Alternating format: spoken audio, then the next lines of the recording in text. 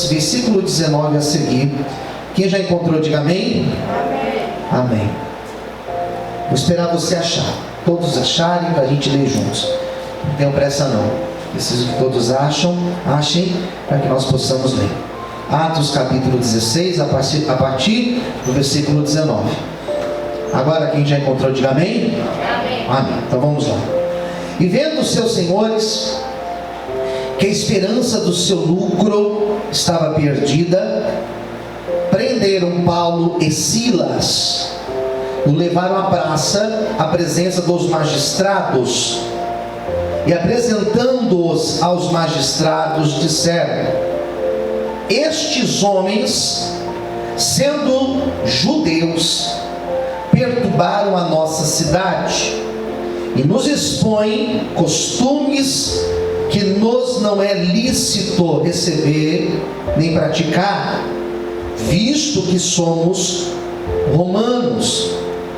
E a multidão se levantou unida contra eles, e os magistrados, rasgando-lhe as vestes, mandaram açoitá-los com varas, e havendo-lhes dado muitos açoites, os lançaram na prisão, mandando ao carcereiro que os guardassem com segurança, o qual, tendo recebido tal ordem, os lançou no cárcere interior e lhes segurou os pés no tronco.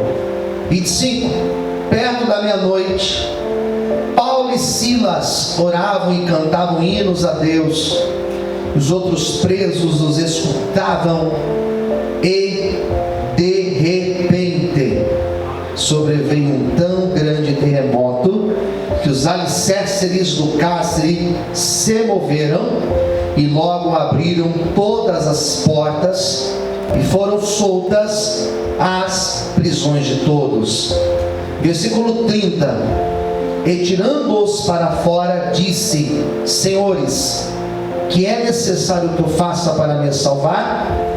E eles disseram: crê no Senhor Jesus Cristo e serás salvo tu e a tua casa. Todos digam amém.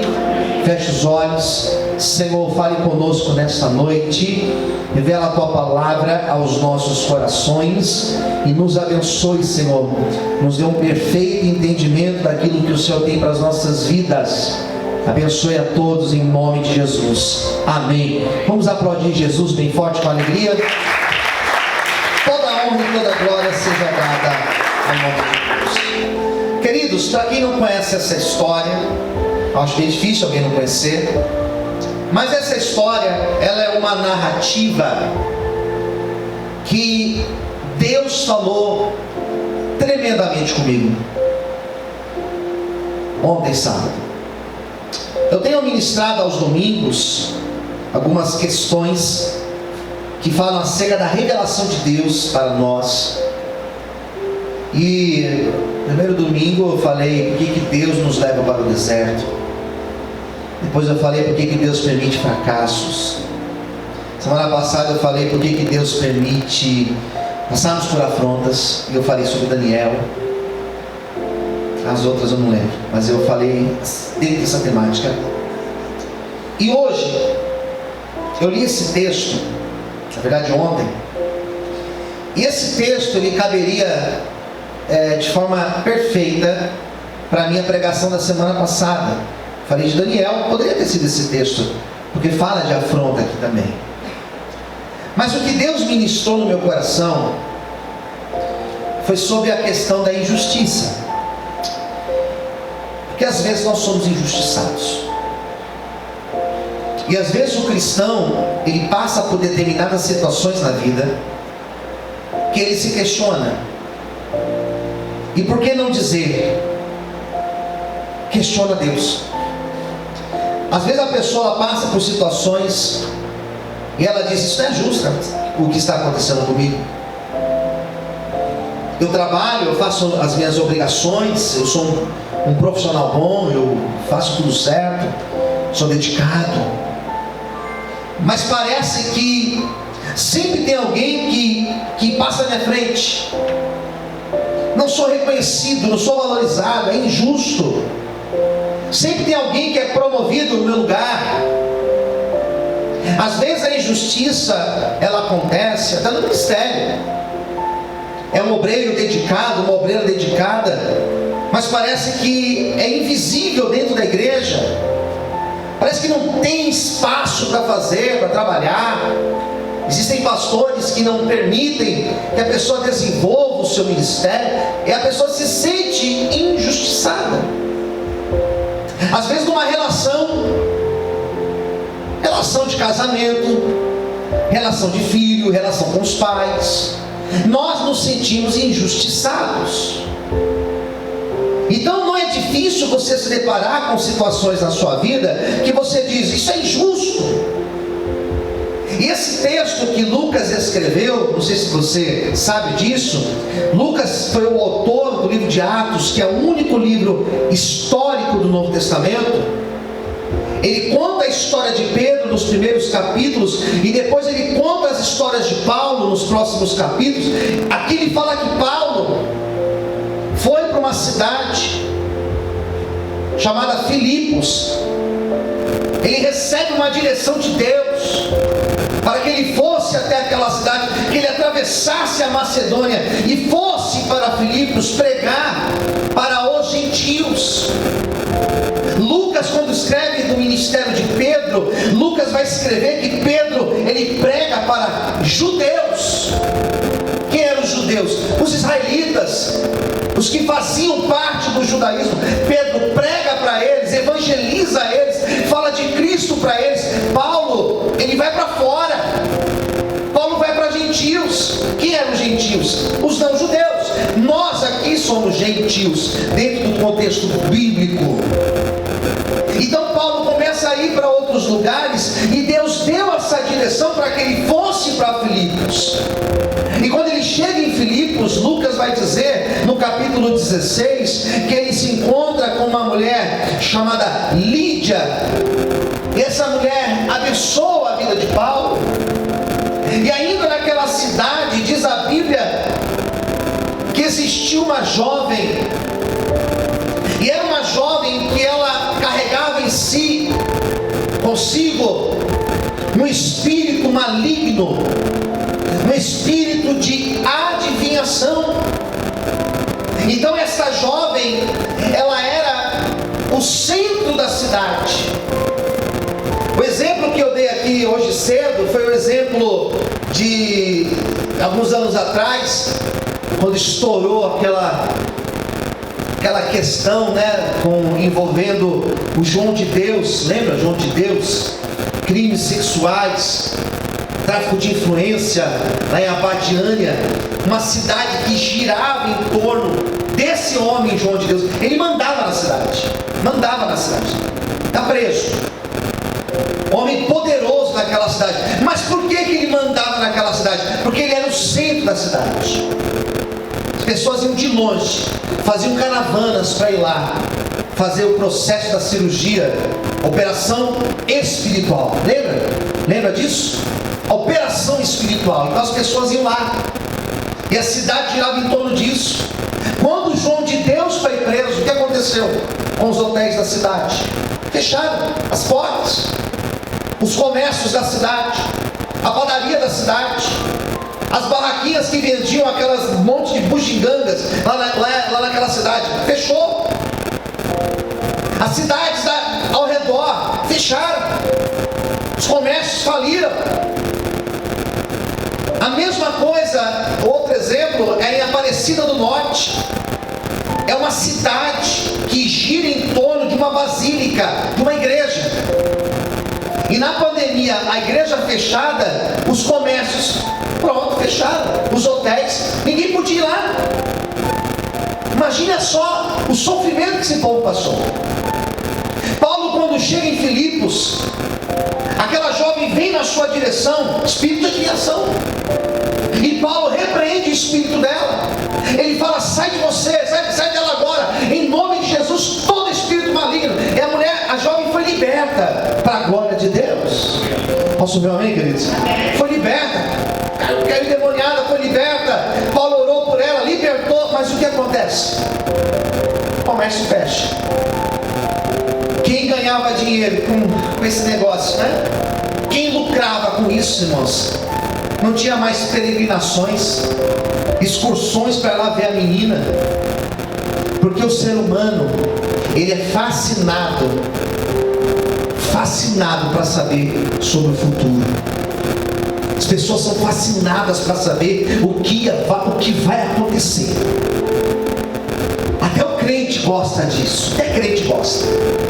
Se fala que tem um profeta que revela, ele quer ir lá ver. Se fala que tem uma irmã que prega, que tem um dom de revelação, que tem visões, ele quer ir lá ver, atravessa a cidade para ir lá ver. E é interessante que não é que a pessoa quer ouvir algo de Deus, ela quer ouvir quando vai acontecer o algo de Deus. Então as pessoas são fascinadas com isso. Paulo ora pela jovem, a jovem foi liberta para a glória de Deus, mas as pessoas começaram a ter crise financeira. Então diz o texto que a população daquela cidade foi até os magistrados, que eram cidadãos romanos,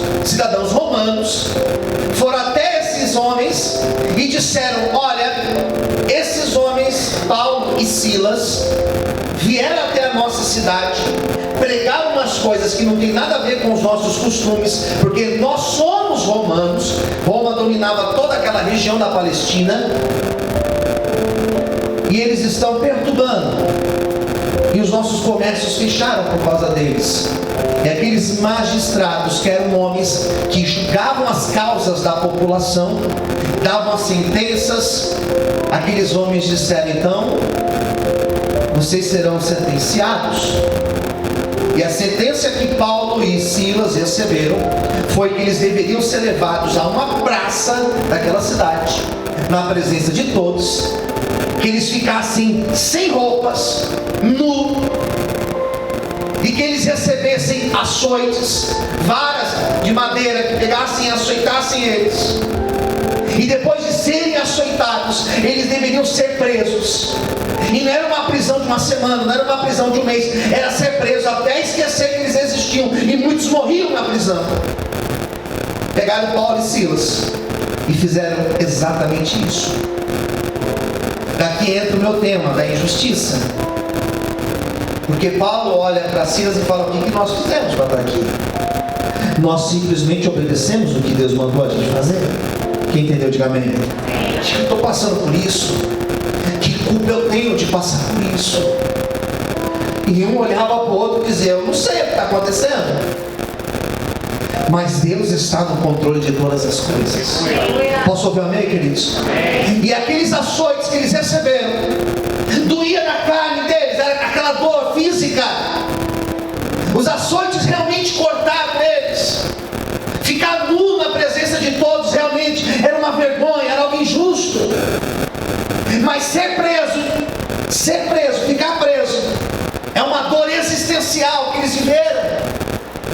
E eles estando ali presos, e aqui começa a minha pregação, porque os dois estiveram presos, e Deus em todo tempo esteve junto com eles, e Deus em todo tempo esteve segurando na mão deles, e Deus em todo tempo se fez presente com eles. É isso que nós precisamos entender, que a presença de Deus, ela estará conosco em todo tempo, independente das lutas e das circunstâncias. A presença do Senhor, ela estará conosco. Você pode dar glória a Deus e aplaudir o nome do Senhor. Aleluia! Glória a Deus! Apanharam muito, sem roupa, foram levados para a prisão. Chegaram na prisão. Quem mandou prender? Disse assim, os magistrados: amarrem os pés deles. E diz o texto que os seus pés foram amarrados num tronco. E lá estão os dois, sem andar para um lado e para o outro, presos. E eu imagino que Paulo olhava para Silas e dizia: Deus vai fazer alguma coisa. Deus está no controle de todas as coisas. Quem entendeu, diga amém. Coloque essa palavra no teu coração. Essa mensagem aqui é para o teu mês de novembro. Deus está fazendo alguma coisa. Pastor, mas meus pés estão amarrados, eu não consigo nem para um lado nem para o outro. Parece que a minha vida parou, parece que a minha vida está paralisada, parece que a minha vida não está fluindo, não está prosperando. A partir de hoje, aquilo que prende os teus pés, o Senhor te liberta, Ele te abençoa, Ele abre os teus caminhos nessa noite, para a glória de Deus. Aleluia! Glória a Deus! Louvado seja o nome do Senhor. Deus vai fazer alguma coisa. E as pessoas que eu tenho lidado na igreja, as pessoas que eu lido, a maioria das pessoas não duvidam do poder de Deus. Quem aqui crê no poder de Deus, diga amém. Deus pode fazer. Quem crê, diga amém. Deus pode abrir uma porta, pode restaurar, pode curar doente. As pessoas não duvidam disso. Mas as pessoas, elas entram em crise quando elas se deparam com uma situação. Eu já falei para vocês que as pessoas, elas querem saber o quando as coisas vão acontecer. E Paulo dizia a Silas: Deus vai fazer alguma coisa. E Silas dizia: mas quando? Apanhamos, pés amarrados, quando que Deus vai agir? E Paulo olhava para Silas e dizia: ainda hoje Deus vai dar um sinal para a gente. Ainda hoje Deus vai fazer algo grandioso nas nossas vidas. Aleluia. É como eu olhar para você e falar: ainda hoje, dia 31 de outubro, Deus vai fazer uma grande obra na tua vida. Amém. É como eu olhar para você e dizer: olha, ainda esse ano aqui de 2021, ano não acabou ainda esse ano Deus vai fazer alguma coisa. Amém. É olhar para você e dizer: antes que você encerre esse ano, tem uma provisão grande de Deus chegando para a tua vida. E Deus está falando comigo aqui, queridos, que é para esse ano ainda, que nós ainda vamos testemunhar coisas grandes da parte do Senhor para a nossa vida, para esta igreja, para a tua casa, em nome de Jesus. Aleluia. Recebe esta palavra para a tua vida. Versículo 25. Era perto da meia-noite. Não era meia-noite, era quase meia-noite. Quem entendeu, diga amém. É hoje ainda? É hoje ainda. É quase meia-noite? Quase meia-noite. Os dois presos, pés amarrados, esperando o agir de Deus.